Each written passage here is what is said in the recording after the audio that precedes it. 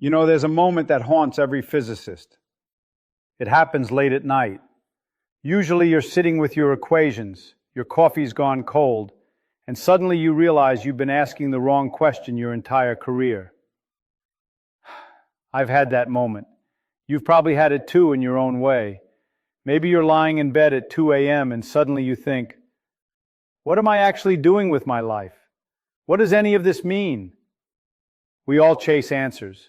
We go to school, read books, watch videos like this one, hoping someone will hand us the truth wrapped in a nice bow. We want the universe to make sense. We want someone smarter than us to say, here's how it all works, now you can sleep. But you see, the universe is a very strict teacher. It doesn't give you the answer key. It doesn't even tell you if you're asking the right questions. And the man who understood this better than anyone, the man who spent his whole life dancing with uncertainty, he gave one final lecture before he died.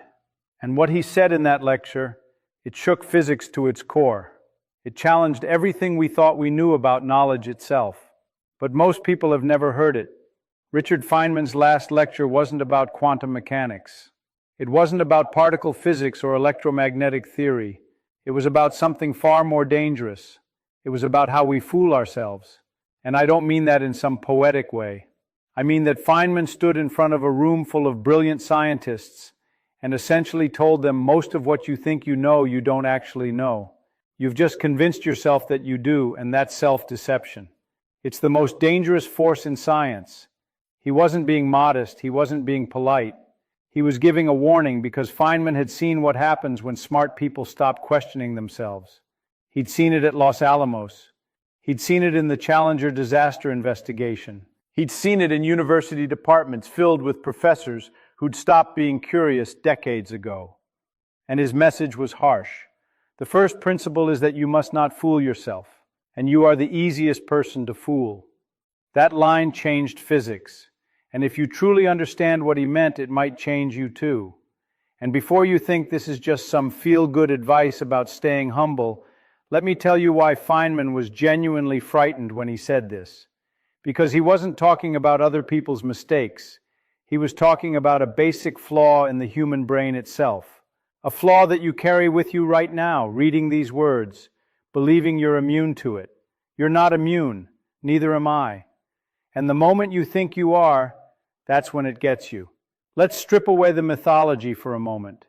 Let's look at what Feynman actually said in his final years. Pieced together from his last lectures, his writings, and his famous Caltech commencement speech. He said that science isn't about being right. It's about being less wrong than you were yesterday.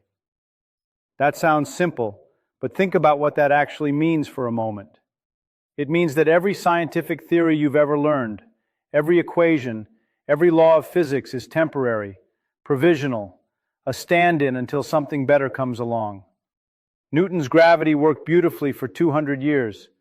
Then Einstein showed it was incomplete. Einstein's relativity has worked for 100 years. And Feynman, he suspected it too was incomplete. Here's the part that gets uncomfortable. If the greatest theories in history were eventually proven to be approximations at best, wrong at worst, what makes you think the things you believe right now are any different? Not just in science, in everything. Your political opinions, your understanding of relationships, your beliefs about yourself. Feynman was pointing at something deeply unsettling about the human condition. We are pattern-matching machines, living in a universe that doesn't actually owe us patterns. Now here's where Feynman got specific. He introduced a concept that still makes scientists uncomfortable today. Cargo cult science. Let me explain this with a story he told. During World War II, American troops set up bases on Pacific islands. They brought radios, airplanes, food, medicine, amazing technology the indigenous people had never seen. When the war ended, the troops left, and some of the islanders, desperate to bring back the cargo planes and the prosperity they'd witnessed, started building imitation runways. They carved headphones out of wood. They built control towers from bamboo. They waved landing signals made of sticks. From the outside, it looked exactly like an airport.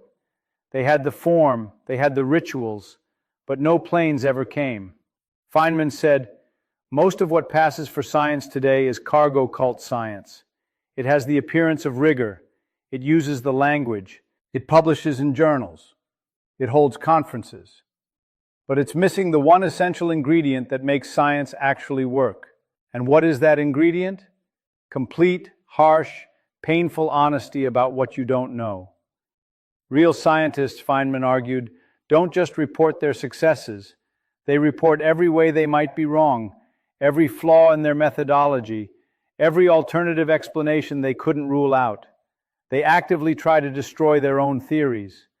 But most scientists don't do this. Most people don't do this. We build our bamboo runways, we perform our rituals, and we wonder why the planes never come. Let's go deeper. Why are we so bad at being honest with ourselves?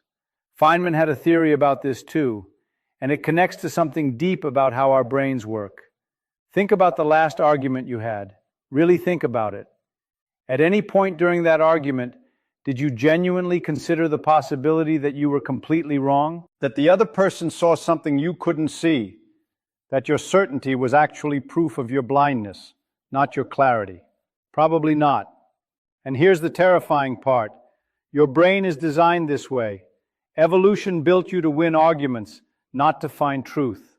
It built you to defend your tribe, protect your ego, and maintain your status in the social hierarchy. None of those goals require you to be right. They just require you to feel right. Feynman understood this.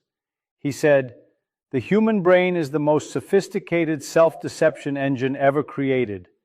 We don't lie to ourselves occasionally, we lie to ourselves constantly. Every memory you have has been edited. Every belief you hold has been filtered through your biases. Every certainty you feel is probably hiding a doubt you're not willing to face. And the smarter you are, the worse it gets. Because intelligent people are better at constructing convincing arguments for positions they arrived at for emotional reasons." Let me say that again because it's important. Intelligence doesn't protect you from self-deception. It makes you better at it. This is the part that keeps me up at night. Not black holes, not quantum weirdness, not the heat death of the universe. It's this. Every day I make decisions based on beliefs I've never questioned. And I have no reliable way to tell which beliefs are cargo cult bamboo and which ones are real. And neither do you. Feynman was the greatest teacher of the 20th century, and his final message wasn't, "Here's how the universe works." His final message was, "Be terrified of your own certainty. It's probably lying to you." But it gets worse, because Feynman didn't stop at personal self-deception. He pointed out that entire societies can fool themselves, entire scientific fields, entire eras of human history. Think about all the things humanity was absolutely certain about that turned out to be completely wrong. The Earth is the center of the universe. Diseases caused by bad smells. Bloodletting cures illness. Some races are naturally inferior. Homosexuality is a mental disorder. These weren't fringe beliefs. They were mainstream consensus. The smartest people of their time believed them. They taught them in universities. They wrote books about them. They looked at doubters with the same condescending pity you might feel right now, thinking, well, we know better now. Do we? Do we really? What if I told you that some of the things you believe right now with complete certainty will seem just as absurd to people 200 years from now? What if your grandchildren will look back at your generation the way you look back at people who thought the earth was flat? The uncomfortable truth is you can't know which beliefs those are. If you could, you wouldn't believe them. That's the trap. And here's where Feynman delivered his most radical idea. He said that doubt itself is not weakness. Doubt is the only path to truth. Think about that. We're taught from childhood that confidence is good, that knowing what you believe is strength, that changing your mind is flip-flopping, that admitting ignorance is shameful. Feynman said this is exactly backwards. He said the people who are most certain are usually the most wrong. The people who hold their beliefs loosely, who actively look for evidence against their positions, who say, "I don't know," without shame, those are the people who actually make progress. He pointed to the history of physics itself. Every breakthrough came from someone who was willing to say, what if everything we think we know about this is wrong? Newton did it. Einstein did it. Feynman did it with quantum electrodynamics. The scientists who clung to their certainty, they're footnotes now. Their names are only remembered as examples of what not to do. And this leads to an even stranger question, one that Feynman danced around but never quite answered directly. Maybe he couldn't. If we can never be certain, if doubt is the only honest position, if our brains are constantly fooling us, how do we live? Think about it. You wake up tomorrow, you make decisions, you choose what to eat, what to work on, who to spend time with, what to believe. You act as if you know what's good for you. You act as if your goals matter. You act as if your understanding of reality is at least roughly accurate. But Feynman just told you that everything you believe is probably contaminated with self-deception, that your certainties are probably illusions, that you're wandering through life with a map drawn by a brain that evolved to survive, not to see clearly. So what do you do with that information? Some people hear this and fall into nihilism. Nothing can be known, so nothing matters. But Feynman wasn't a nihilist, far from it. He was one of the most joyful, curious, engaged people who ever lived. He played bongos. He picked locks for fun. He went to strip clubs to do physics calculations. He extracted deep joy from existence despite or maybe because of his radical uncertainty. How do you dance when you know the floor might not be solid? And here's where Feynman's final message becomes something beautiful instead of something terrifying. He said that uncertainty isn't a prison, it's a door. Think about it this way. If you already knew everything, what would be the point of waking up tomorrow? If all your questions were answered, if all mysteries were solved, if you had nothing left to learn, wouldn't that be a kind of death? Wouldn't that be boring beyond imagination? Feynman said that the joy of science, the joy of living, comes from the questions, not the answers. It comes from the pursuit, not the capture. Every time you say, I don't know, you're not admitting defeat. You're opening a door to discovery. He looked at the universe with all its terrifying vastness, all its indifference to human existence, all its mysteries that might never be solved, and he saw wonder. He saw an endless playground for curiosity. He saw a gift. And here's what he said about doubt. I can live with doubt and uncertainty and not knowing. I think it's much more interesting to live not knowing than to have answers that might be wrong. Read that again. He wasn't settling for uncertainty. He preferred it because the alternative, false certainty, is a kind of mental death. It's the end of curiosity. It's the moment you stop growing. But personally, if you ask me if I could trade my doubt for certainty, even if that certainty were true, I wouldn't do it. I wouldn't trade the questions for answers because the questions are where the life is. Every morning I wake up not knowing something I'll know by evening. That's a good day. Every conversation that changes my mind, that's a gift. Every time I realize I was wrong about something I was sure about, that's growth. I would rather have questions I can't answer than answers I can't question. Feynman taught me that. And it's one of the few things I'm willing to say with something like certainty. The universe doesn't owe us answers. It doesn't owe us comfort or meaning or closure. But it gives us something better. It gives us the endless, beautiful, terrifying adventure of trying to understand. And every moment you spend genuinely asking, genuinely doubting, genuinely open to being wrong, that's a moment you're fully alive. That's a moment the cargo cult has no power over you.